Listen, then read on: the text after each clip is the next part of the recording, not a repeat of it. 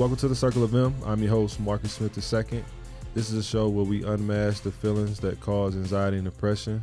APN has been so gracious to sponsor this podcast. We are now on the APN network. This is like my 6th season. So APN, again, I appreciate you. And make sure you go subscribe so you can get these dope conversations. This is going to be a dope conversation, first and foremost. This is a guy that when I got on the phone with him that one time, I could understand and know the Holy Spirit that lives within you, the light that shines through you on the words that you speak and how you speak it. So without further ado, I want to introduce my guest, Garrett Gilkey. Thanks for having me. How are you doing, my brother? Dude, I'm good, man. It's awesome to be here. Man, I appreciate you coming. And to have a funny moment, we was talking about just water. And before we got on the show, right, as you can see, you had the liquid death. If you can see the liquid death. So before, I know Tammy got on before. Orson was, Tammy, she didn't want she's like, I don't know if I want to drink it. I know it's water, but you want to expound on, like, why you don't have a problem with, drinking water out of the liquid death? I'm probably making a super simple thing way too philosophical, but there's like there's a grounding, I think nature to just drink, like drinking regular water. When I was walking through the experiences of the NFL, right? I mean, like you go to a restaurant, like the first thing they do is offer you sparkling water, right? Or still some fancy water. Yeah. And to me, there's that just represents in my own personal life, an opportunity to like practice humility and meekness. Mm-hmm. And so as I've kind of like just walked out my healing journey, I've kind of taken pride in the really humble places where I've come from, and with an intentional pursuit to go back to that. So what we were talking about before we started the show was me being at my place up in Ohio this couple weeks ago, drinking out of the garden hose. And so when I'm offered still water, sparkling water at some nice restaurant, I'm like, nah, it's not just that I would drink out of a garden hose. I do drink out of a garden hose. There's something about drinking out of a garden hose, man, that just is, it tastes better. Yeah. And brings it's also, you back. yeah, bro. And it's dangerous too. So, conquer a little bit of fear in that too. Man. So you said a lot there. And, I could tell, and everybody should be able to tell, like, whether we go deep, however we go, I just want to let people know that this is a safe space for you. This is a place where we can just continue to share and have the conversation. And I want this show to be not dark, but fun, right? Let people know that, hey, man, mental health is fun. It's not those commercials that be like, do you have depression? Do you have anxiety?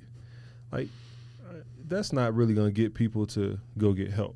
Mm-hmm. They want to see people that look up the athletes. Well, not all of us, but they, normal people look up to athletes, right?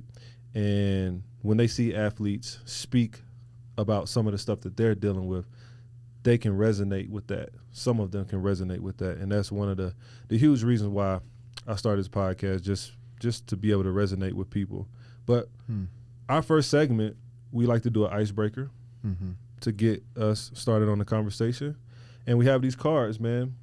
So I want you to pick a card, right? And then we'll have a discussion. Well, you pick the card, you'll read it, and then we'll have a discussion. Now, these cards are boundaries, right? Healthy boundaries. So you'll pick a card and we'll have a discussion. I know what consequences I am willing to enforce for boundary violations. So, well, we didn't talk about you in business, right? Because do you want to expound on like what you're doing now, but also like me as a person or personally, I have a hard time with boundaries because I'm a servant. And I, want to help. I want to help people, right? But just given what you said, what do you think about that statement? Well, so I am in a transitionary period, but prior to that, and prior to transitioning after I transitioned from the NFL, I started a design build firm. So, I tore my ACL, my MCL against the Dolphins. Immediately got my master's degree in engineering, started my MBA, got my licenses, started my company. 30, 40 employees later, expanded from Tampa out to Colorado, rebranded the company, and have walked through a lot of challenges. And I too live out of like a servant, posture, place of wanting to empower others and lead others as they walk in transformation, as they walk in just like the areas of growth in their life. And it's been one of the hardest things I've ever had to deal with. Yeah. Setting boundaries with people who, who look up to you. Yeah. Who look up to you and who are like deeply a part of your life. When you start leading people and walking in life with people, it's really, really hard not to foster and create codependent relationships. And so creating boundaries with people around, I think vocational opportunities or expectations with vocational opportunities, or just expectations with handouts in general. Yeah. I think it's a huge thing that guys who play wrestle with. It's like, it's just a thing that plagues us, as we not only walk through the experience of playing in the NFL, but also like afterwards too. Yeah. And so this is a great conversation. Yeah. Have you, and I know for me, like I've been terrified to set a boundary and lose a friend or lose a business partner or whatever, Is that a fear, or was that a fear? I think it's a reason that leads people to wrestling with that and wanting to, if you realize the importance of setting boundaries, you yourself are living in a place where you are actively working at a healthy lifestyle. Yeah. And a grounded lifestyle. And so that is going to present its own challenges of being willing to be hurt by the people who are connected to you. Yeah. And so I've had to walk through a lot of that and it's been super, super challenging. Mm-hmm. And it has forced me to really understand what leadership is, really understand what discipleship is, and really understand where I'm called to be focused. Yeah. And so it's hard to hold the tension of a collective mission. It's hard to hold the tension of a desire to grow something. It's hard to hold the tension of knowing that you're leading people and walking with people in a certain path, and holding that with the reality that like me being strong and accountable in this space may hurt my ability from accomplishing the goal that I want to accomplish. Yeah. I was just reading a book about Dietrich Bonhoeffer and his relationship with the Nazi regime in regards to how he spoke against the Fuhrer and like the whole rise of Adolf Hitler. Mm-hmm. And we see this like self-directed, self-focused orientation of leadership that is really common in like not only all cult leaders, but also all dictators and, totalitarian, governance kind of structures, and just like anything that is, again, like a people group looking for looking for one particular person to solve their issues, and so the issue of codependency was present in, the rise of Nazi Germany. Yeah. And Hitler was super self-directed in his ability to take total assumption over their vulnerabilities, meeting their vulnerabilities, meeting their needs, and then changing course and direction of what he believed Nazi Germany needed to make, right? Yeah. And so it's the same thing with, I think, a temptation for us is like leaders and like powerful people coming out of the NFL, or just like people in authority. People will follow us because of the impact and the authority that we have. And the difference between, again, self-directed, really just like idolatry, mm-hmm. and true servant leadership is the willingness to put a distance between yourself and the person in the walking forward of what you're walking forward in. Yeah. That's what Hitler didn't do. Yeah. He didn't stop the German people, right, from allowing them from being the self-proclaimed, again, like Messiah. Yeah. Right? Like he used their vulnerabilities, he used their fears, he used their anxieties, he used their weaknesses for his own gain. Yeah. Right? And so that's what cult leaders do. That's what, again, like King Saul did. You know, that's what we were called not to do. Yeah. You know, and so we find ourselves in these like deep places of codependent treachery. Yeah. When we don't push people back towards, you know, the collective governance, right? Yeah. When we don't push people back towards an authority other than me. Yeah. But if I'm cultivating a relationship with you that informs a false assumption that I am the ultimate authority in this conversation and in this mission, in this plan, in this relationship, in this family, in this business, in this government, like I am fostering codependent relationships that ultimately are going to kill me and kill you. Yeah. Because we're not designed that way. You're right. know? And so, I mean, it goes back to the nation of Israel wanting a king to lord over them. Yeah. And us not being able to stay stay in a posture of surrender with all of our lives. Yeah. You know, and so what do? We want something to lord over us. So God said, okay, here's King Saul. Well, King Saul screwed the whole thing up. Yeah. And then there comes King David, who still wrestled with all of it. Exactly. And King David's known as the servant leader, right? Like he's known as like the greatest king to ever live, and he still screwed stuff up. Yeah, you can't put your faith in people. You put your faith in people, man, and you set yourself up for failure, right? And so you know, and it's codependency, and in the Bible it's called fear of man. Yeah. You know, and so it is extremely hard and has been extremely hard for me to walk my own journey out related to authority and leadership, because being primarily like someone committed to ministry efforts, being somebody primarily committed to servant leadership, like, bro, they pull on you, dude. I mean, like, bro, like, regardless, and the reality too is like I happen to have answers and perspectives and keys to certain things that do change and allow for deeper transformation to people. Yeah. And so how do you protect that? Right. Like, how do you really shepherd and protect that? That's a super challenging, non-linear thing to navigate. Man, you know, the crazy part about this conversation, one of the things my pastor would always say, and I tell people this after I speak, or they come up to me, and they resonate with what I said, or they look at me in that type of way, or you feel that idol type of thing, you have to denounce what they said, like, hey, nope, that was God speaking through me.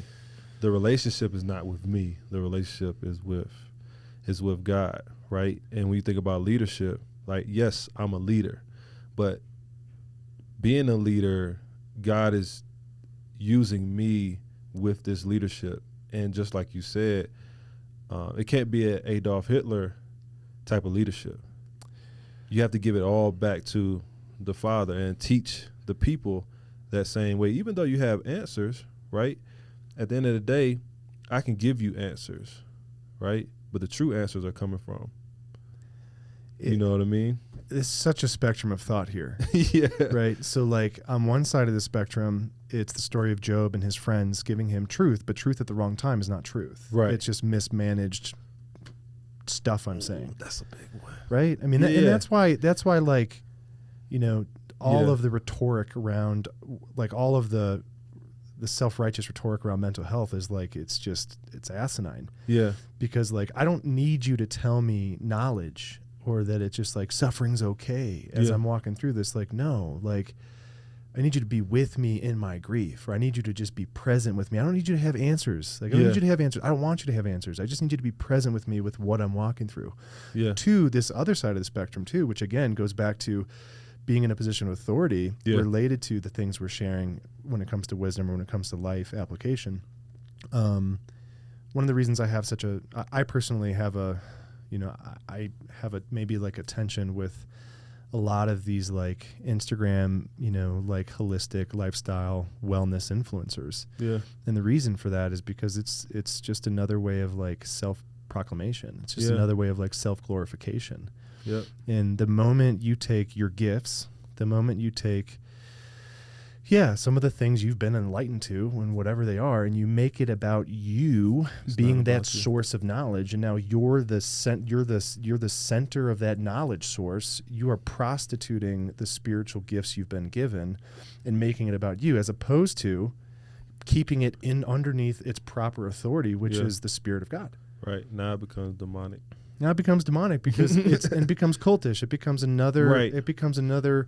Just another, like, again, it's like a postmodern, self-actual, just it's a self-focused, self-glorifying, way of life. Yeah. And that the moment you step into that is the moment you step into, again, like very much so a place for Satan to completely take hold of all the things you're walking forward in. Man, you speaking. Yeah. And we just getting started. Yeah. I need to still have some water still. So Yeah, I mean, I love Dietrich Bonhoeffer and his teachings on leadership. you know, because he had a unique picture of, leadership done wrong, and it is, it's just a beautiful picture of like what discipleship's supposed to look like.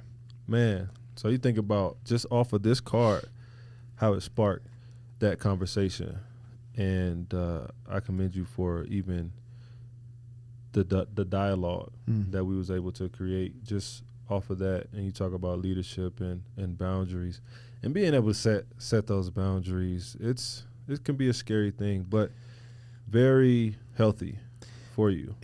It's the healthiest thing, right? I mean, Yeah. ultimately, my life isn't about how well I can keep that person in that role, Yeah.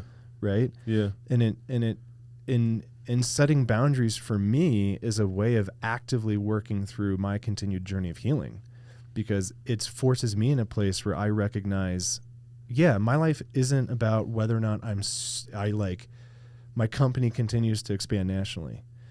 Like, my company can stay small. It could fail. Like, Scripture says, like kingdoms rise and fall. Yeah.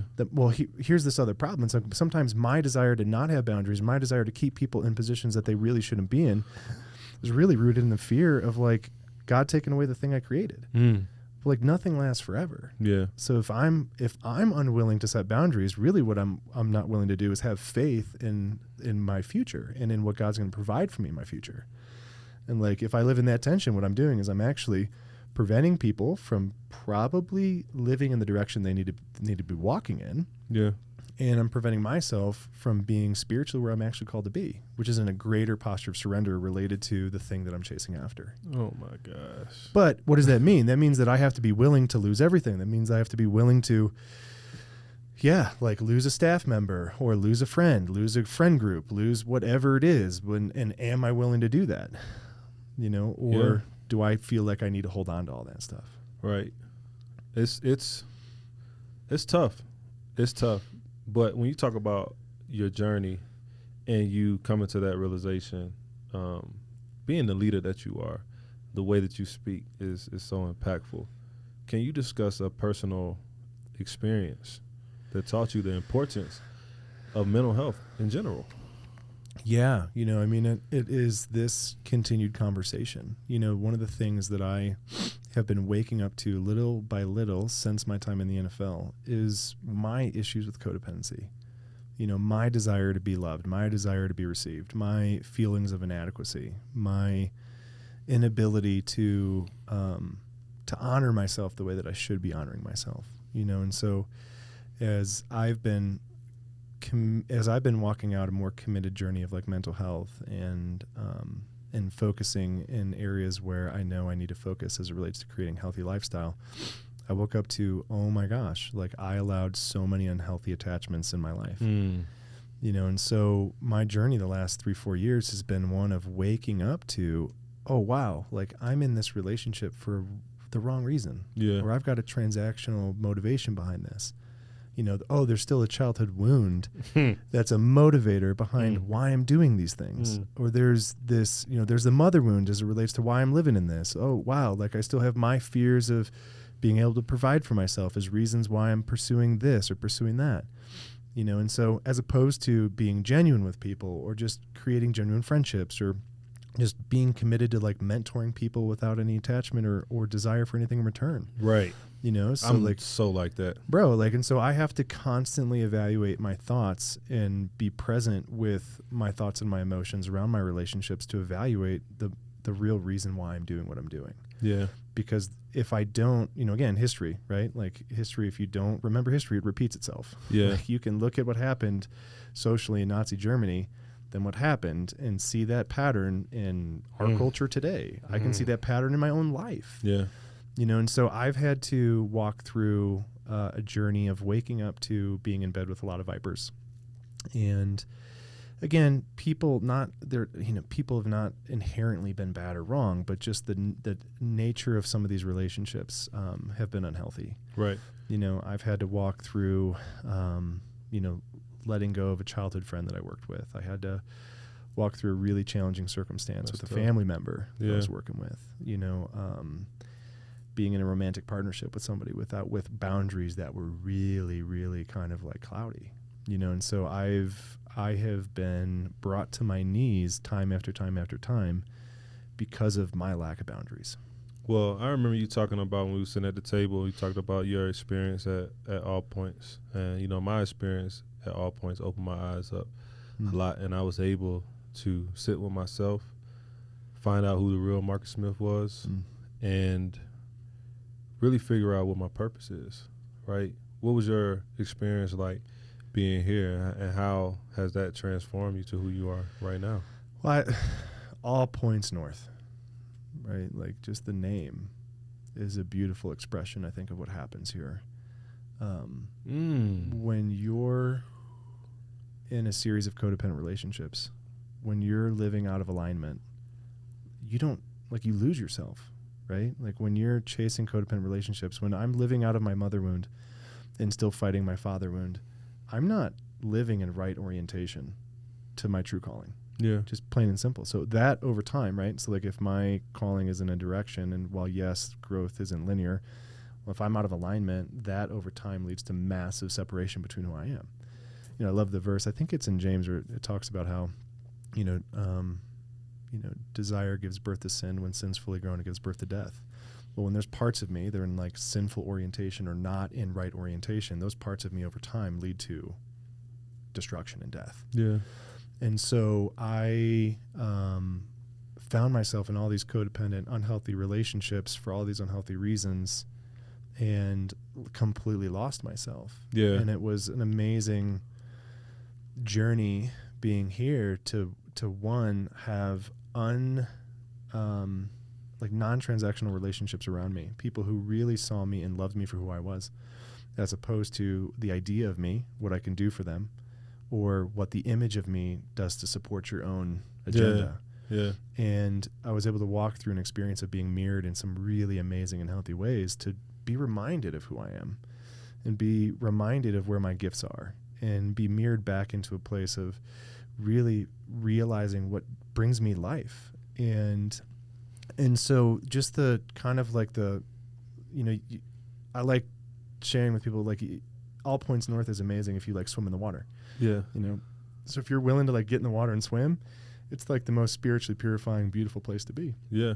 And so it was this constant series of really healthy mirrors around me to like recenter, reground me, and remind me of like calling, purpose, and focus. Yeah.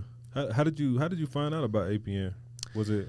I had a good buddy of mine who Same here. It was like a good buddy of mine who played, who I played with in Tampa. I had just finished a massive rebranding with my firm, just closed out the International Builder Show as the keynote speaker. So like, come on, like the highlight of my post NFL vocational career, Yeah. right? Like closed out the International Builder Show in Vegas as the keynote. Just amazing. Talked about transformation in the industry, talked about vulnerability of leadership around pro athletes in the industry related to design build and large scale construction projects and development projects, and just brought it to IBS. And after that I was like, okay, like I need a serious sabbatical, just walk through just another really wonderful kind of, transition there. And And it was just a perfect time. You know, my buddy was like, dude, you got to go check this place out. And I'm like, oh, it's in Colorado. I love Colorado. It's in the mountains. I love the mountains. Like, people get to talk like, oh, I got to talk about my problems and emotions and mental health. And like, I got to process my stuff. Like, dude, let's go.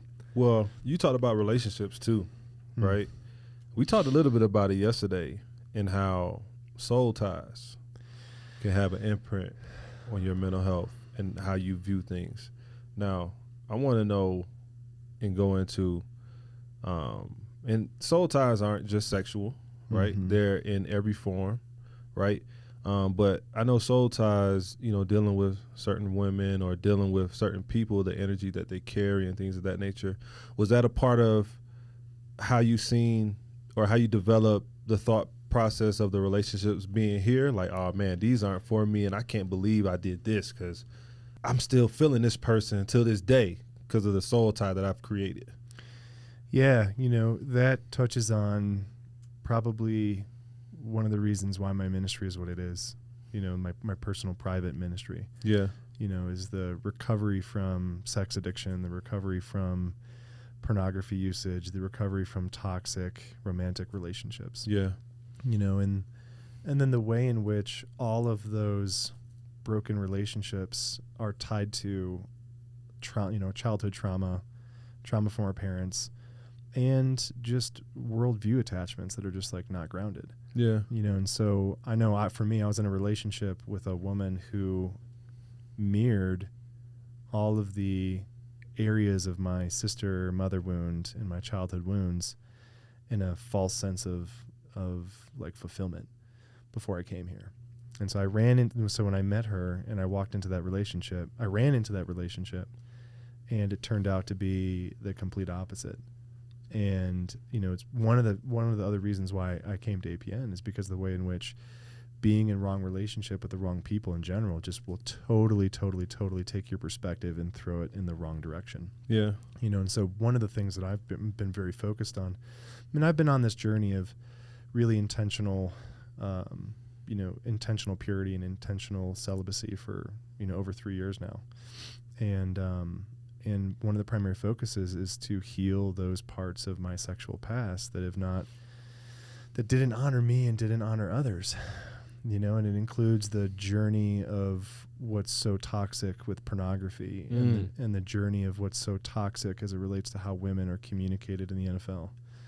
And then just, again, like dealing with the ego and pride as it relates to assumptions around sexuality. Yeah. You know, so a huge part of, of my time here at APN has been like a really intentional journey of singleness, and even now, just really continuing to live an intentional journey of singleness. Man, so you're finding yourself?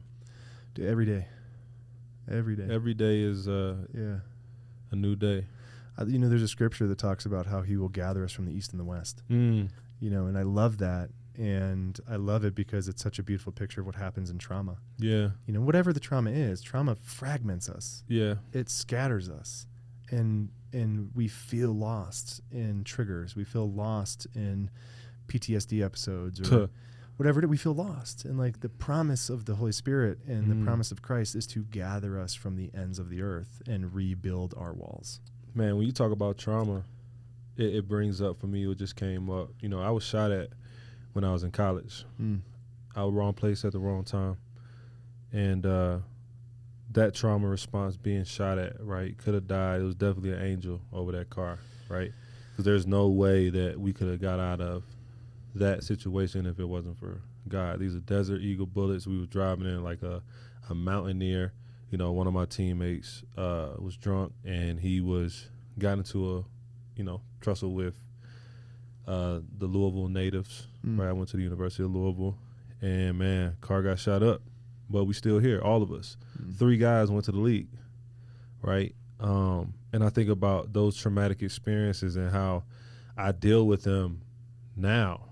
You know, I could be at the gas station, right, and I'm like super alert, and my anxiety is super high, right? Now I have a license to carry, but I hate being in that state of mind, like fight or flight, like, okay, what's going on around me? And nothing could be happening, right? I remember I was in Atlanta. I'm at the gas station. My friend ended up being at the gas station, right? I'm looking out my rearview mirror. He's coming up on the side of the car, like, to scare me. Man, I remember, like, flooring it out of the gas station. He like, bro, you good? Like, what's going on with you? And it's just the response from the traumatic experiences that I face. I'm still affected by that, and the PTSD from it. And football, it kind of like is intertwined with each other. And sometimes I don't know how to deal with it. So I wanted to ask you, is there any traumatic experiences that you faced that you still deal with today? And, how are you dealing with them? Yeah, and so another piece here, and like for me, I think it's beautifully summed up in like relationships. Yeah. I've been talking about this since I was in the NFL, but I was booed in front of my entire school as a freshman twice in high school. You were booed? Oh, bro, horrible social experience. And I share that just because like social trauma, and then like all my experiences with the Your fans. own school? Oh, bro, all my experience with the fans in the NFL. But then like the drop, right? So like one of the reasons why trauma can be so devastating, especially for guys, I think. And I never want to compare trauma, but for individuals who have been in unique high-level circumstances, the drop from grace when you go from being that high profile is not rational. It's not normal, right? So to live then with those social wounds after you've achieved and climbed such a high mountain is really, really hard. For me too, it's like, I grieve so much of my leadership in my past relationship, knowing that like to not gaslight myself and to continue to like honor myself, it wasn't healthy for me. But also too, it's like, dude, my unresolved relationships with my mom, my unresolved relational issues with my sisters, my fears and anxiety, like all my stuff from my mistrust wounds from the kid who I was playing next to, while I was when I got hurt, like all of that stuff just like kept compounding and became the way in which I saw my relationship with my ex. I saw her through the lens of all my unresolved trauma with my mom and my sisters. I saw and have struggled, and I have seen and struggled with how I see and have seen so many of the different people I've worked with and different employees through the lens of guys who I played with that failed me or that hurt me. And all that compounded. So the reality is like I'm still dealing with all of those wounds. They're just they're in more invisible, they're in more complicated places that I still have to walk through. I've got, one of the ones that is really vulnerable for me. Again, I love talking about my wrestle with leadership and relationships. That's a beautiful place for me to be, but also I think the harder one for me to work through right now is I bought Vincent Jackson's office after he passed away. So my work is in a building that reminds me constantly of the consequences of mental illness, depression, anxiety, and addiction.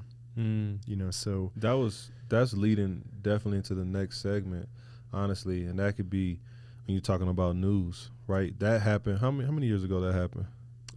Probably 3, I think. And yeah, it's not normal. We're seeing it like every 2 months now. I mean, how are you doing with? I mean, I could say like it sets me back every time I see. So I have to kind of refocus myself, and it's almost like I'm afraid to go to sleep sometimes because I think about me. I think about my family. I think about a lot of these guys are, they're leaving their. I'm not saying on purpose. Bro, they're leaving their beautiful wives and children. Why? You know what I mean? Like what's going on? And that's going back to the beginning of our conversation. While yes, I have to create boundaries in my vocational, in like my work relationships. Yeah, they still count on me. Yeah. I'm still a leader. So like, yeah, I'm not Christ. Like, and no, I will not be Hitler. Yeah, but I'm still leading a people. Yeah, I'm still leading a people who still need leadership. And part of me giving someone a boundary is a functional application of what's needed in their life. And so as hard as it is for me to set boundaries with people, like they're their souls are counting on me to set those boundaries so that they can continue to become the people they're called to be. Right. And so like all of these circumstances, so like that, I mean, and that's the basis of why people very unempathetically talk about suicide being selfish in a condemning way when, you know, you're wrestling with suicidal ideations. But it's true. Like, I need to get healthy so that the people around me who are not healthy can see themselves in a way that gives them an opportunity to find help and be healthy. Yeah, that's how I see it too. Yeah. I am a bridge. That's all I am. And I want you to be able to cross. Yeah. Right? I had a dream one time. God was showing me something about my father, and I remember being in the middle of the bridge, and I can remember thinking to myself, like, I was trying to cross, right? I was trying to get over that bridge, and that's all guys want to do. They want to be able to get over that hump, right? Because it's when we're in this place, it's a feeling that what it's Zach say is a feeling of like, just, you see my shoulders, just I can release. And how often do we stay like this and never ever let that breath go, never be able to release, never feel like we're getting anywhere, we feel like we're stuck, we don't have purpose, we're not driven by anything. Football was everything that we ever had, and we don't know ourselves outside of the helmet. You take the helmet off, you know, somebody called me Vernon Davis one time. And I'm like, that's not me, right? But they're just looking at the physique. They're looking at, they don't know what you actually look like because you have a helmet on, right? And I always go back to, if I'm in a store, if something is going on, I try to not use the NFL, but I'm trying to change how I view myself within my purpose. Okay, what am I called to do? This is who I truly am. I always talk about gifts and talents, right? Your talent is what takes you to your gift, to me, right? Your gift is birthed from your talent. Your talent only takes you so far, right? And so I had to realize that through football, right? I had to realize that, like, yeah, okay, I'm good at football, but how far is that going to take me? I have to use football to kind of to get me where I'm supposed to go. And I feel like I went on a tangent right there. But, yeah, man, I think it's a vehicle, right? Yeah. I mean, and that's what I think a lot of – it's why we have such a convoluted sense of ourselves in reality playing. Yeah. And why there's so much struggle socially is because it's elevated in this position of being an idol. Common day gladiators, right? But the reality is like, no, actually what I'm doing is like, this isn't who I am. It's just the vehicle I'm on as I get to where I'm called. Yeah. So again, the hardship as you're in it is I grew up wanting to play in the NFL for 11 years and thinking that was going to be my identity. And like and sadly for a lot of guys, it is their sole identity. Yeah. But the reality is, like, I'm not going to do this forever. You know, I love what the Apostle Paul says in Philippians. He says, but whatever is to my profit, I now consider loss for the sake of Christ. And even more, I consider everything a loss compared to the surpassing greatness of knowing Christ Jesus my Lord, for whose sake I've lost all things. I consider them rubbish. Paul was the Pharisee of Pharisees. Like, he had more success, more social admiration, and more notoriety than anybody, and he counted it all loss for the purpose of being able to fulfill, again, his true identity, which is a messenger and a conduit and a mirror of who Christ is. And so how do we live and vehicle through the things we do that happen to be idolized and put in a position of like unbelievable respect, but acknowledge and stay in a place of humility and meekness that like, this isn't though who I am. Yeah. And I'm okay drinking out of the hose. Yeah. It's okay. Yeah. I'm okay drinking out of the hose, and I'm okay sitting in coach on the plane. Yeah. And I'm okay waiting, and I'm okay, not being looked at like the pro guy when I walk into the restaurant. Right. And I'm okay with my girl not respecting me like I want her to. And I'm okay with, with employees not respecting me like I want. Like, I'm okay with that because I am not the images of what I've walked through. I am here to be present with whatever reality is and live in control with my response as I honor people and keep myself in a place that's protected as well. Is there any tools that you learn or created that you use now to kind of keep you, I don't know if you want to call it like head above water, keep you in a flow state, Zen state? Yeah, it's non-linear, you Yeah. know. And one of the traps of, I think, the spiritual journey and the wellness journey is to think that we're always called to be in a Zen state. Yeah. You know, and so I need that. Like, you know, I think the reality, though, is like even this morning, I got up and I was just kind of like prayerfully in observation to like, dude, I got to take care of my body. For years, I have abused and not listened to my body. I have abused and not listened to my body. And I've subjected my body to torture and to self-harm and to unrealistic expectations. And physiologically, I'm dealing with the consequences of that. From a dopamine receptor standpoint, I'm dealing with the consequences of that. So it is important for me, I think, to live in a holistic kind of place of like self-protection. Yeah. But not to the point with where a balance of like, with a balance yeah. of like, we're also called to like wrestle. Yeah. And we're also called to like fight the good fight. And we're also called to like walk into the fire. And you can't set boundaries and heal if you are trying to stay in a Zen state. Yeah. Because you're really just living in avoidance to the relationship. So come on, man. So speaking. Yeah. So I, you know, try to go from a balance, right? I mean, I think one of the things I love about the Jewish teaching around rest is that God created the world out of a posture of rest. And we are called to create out of a posture of rest. We are called to work out of a posture of rest.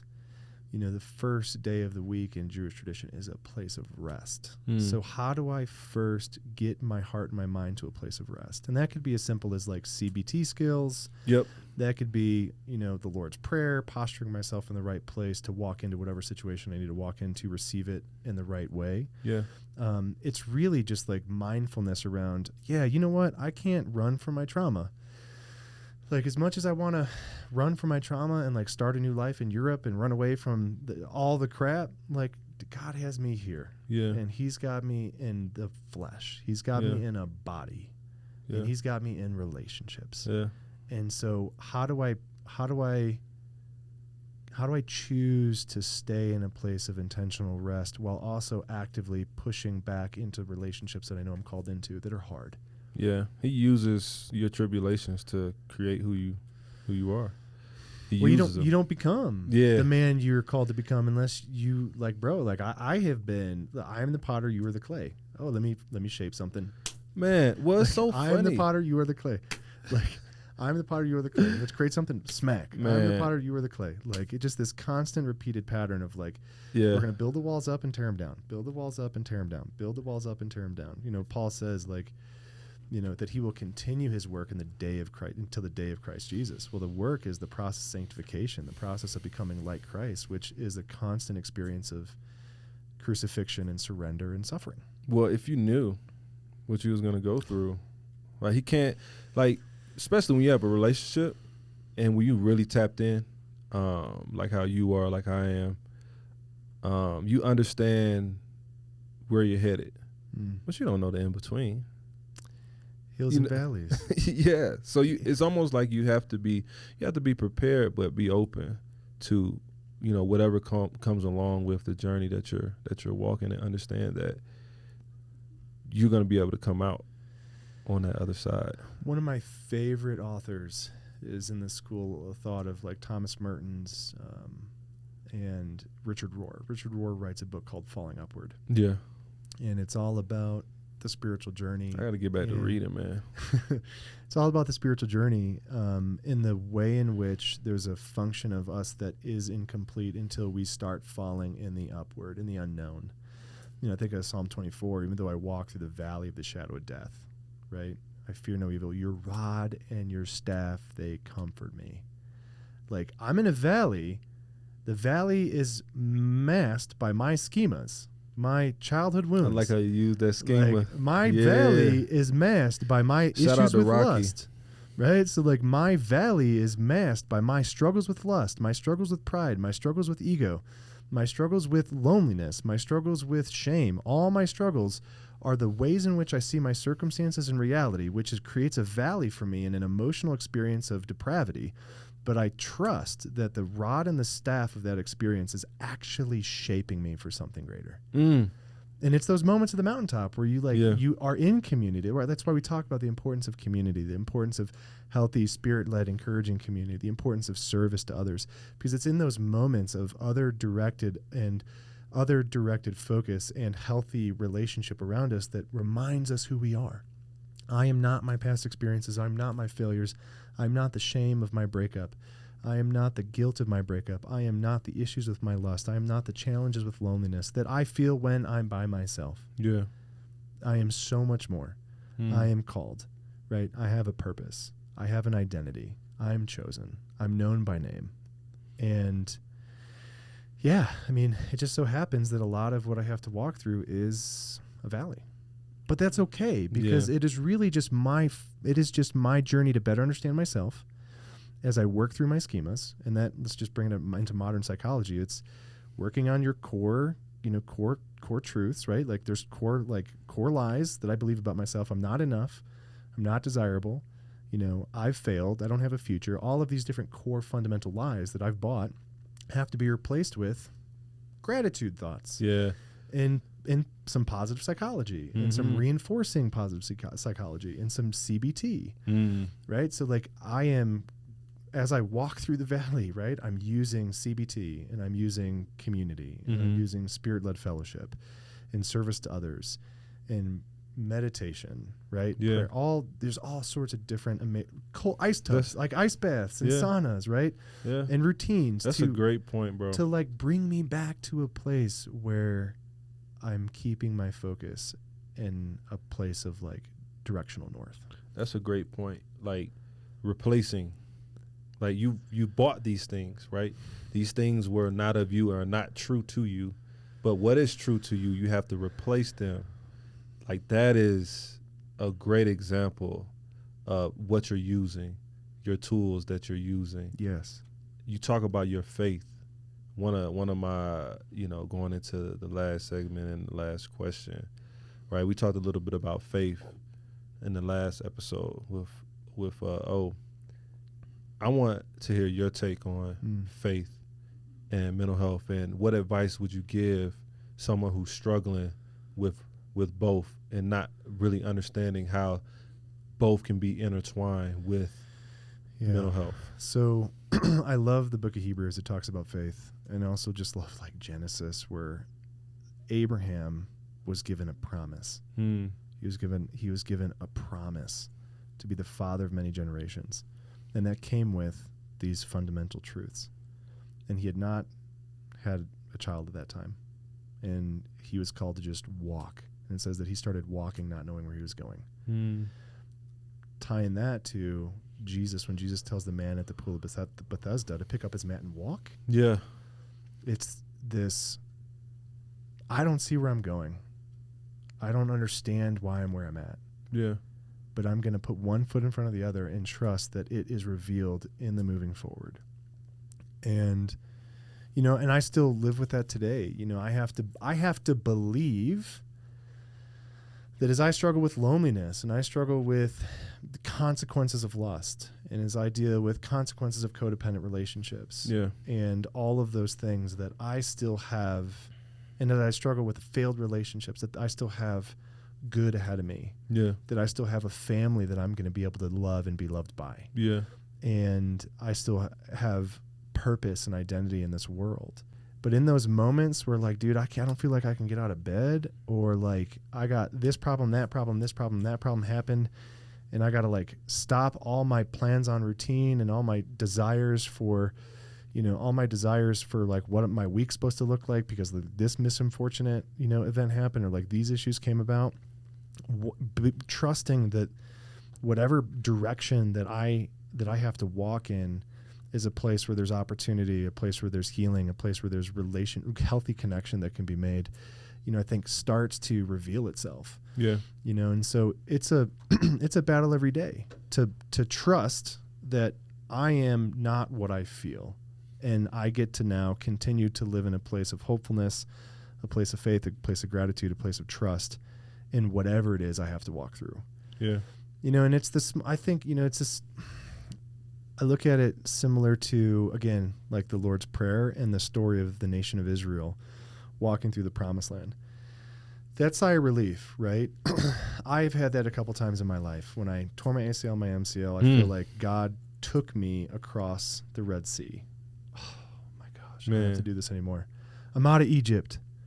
Thank God. And I know a lot of you guys out there know what he's talking about. And then you get to Jericho, right? So you get across the Red Sea and like, we're not in Egypt anymore, bro. Yeah. This is great. Well, like, there's Jericho. And what does God say to Joshua in Joshua 1? Be strong and courageous. Do not be afraid. Do not be ashamed. Do not be dismayed, for the Lord your God is with you wherever you go. And then, like, Jericho falls.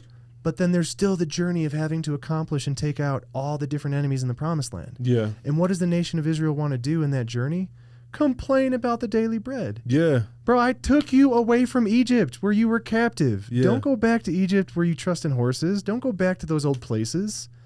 Like, Lot, no. Don't look back at Sodom and Gomorrah and turn into a pillar of salt. Yeah. Like, don't go back to those places in the rearview mirror. Yeah. The front mirror, the front windshield's bigger than the rearview mirror.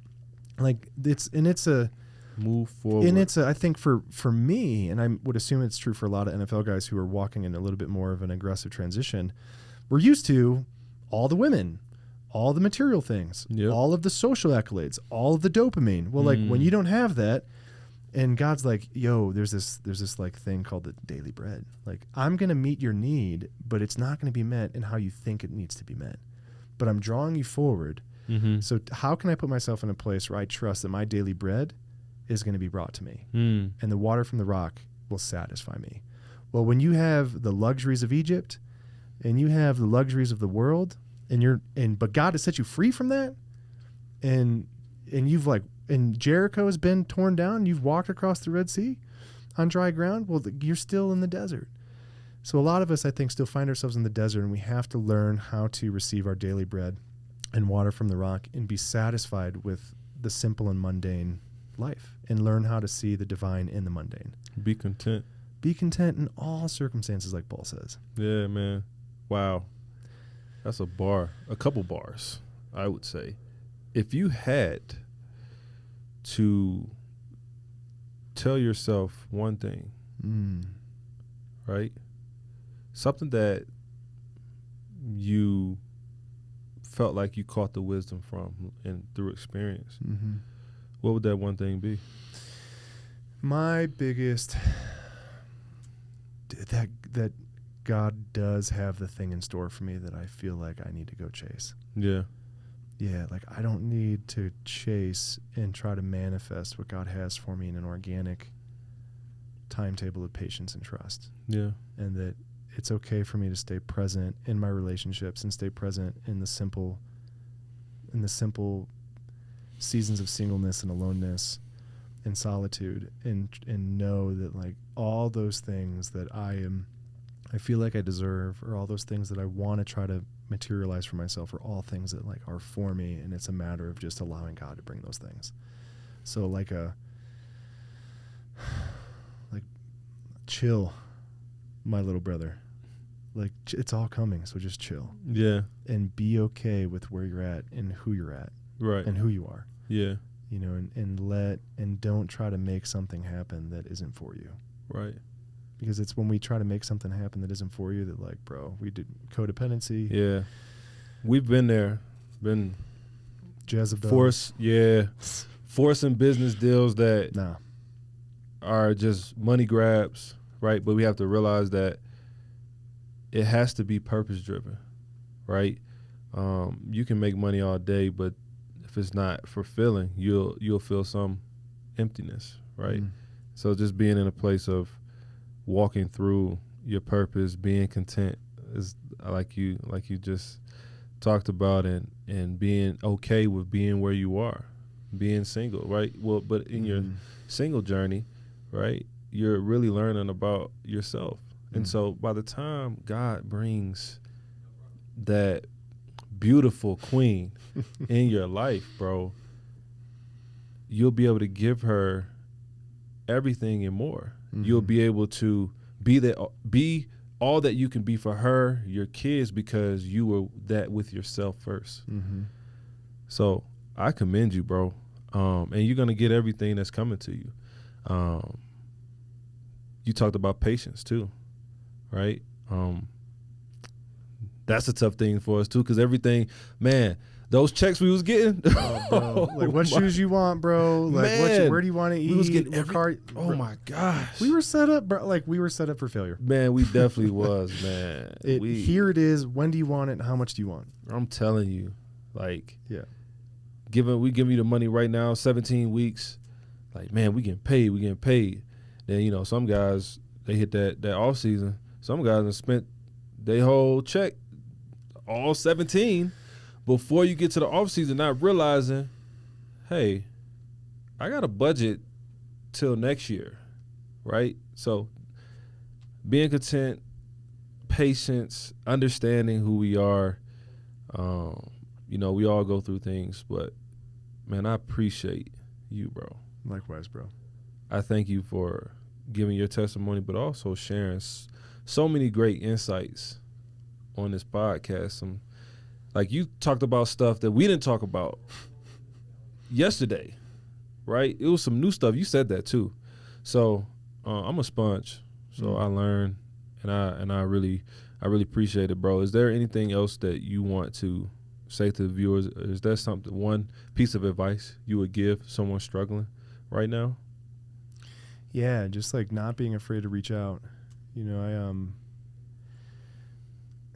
I'm always humbled and saddened at the same time, seeing so many men afraid to reach out and to ask for help. Yeah. Like, bro, like, I used to bench 500 pounds and try to kill people for a living. Like, it's okay to be emotional. It's okay to be vulnerable. Yeah.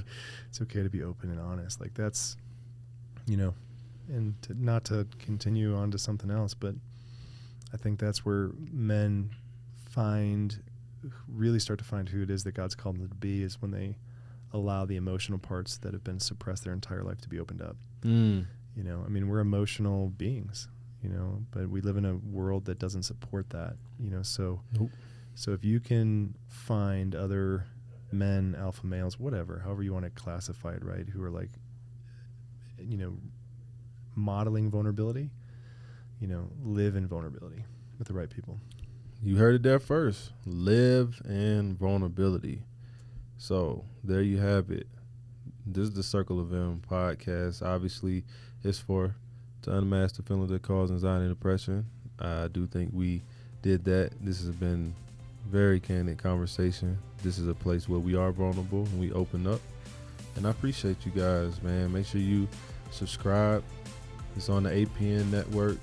Hopefully we can reach to you. Hey, reach out too. You know, APN is definitely a place where we've found healing, and we think you could definitely find healing as well. So until next time, thank you, bro. Appreciate you. And we're out.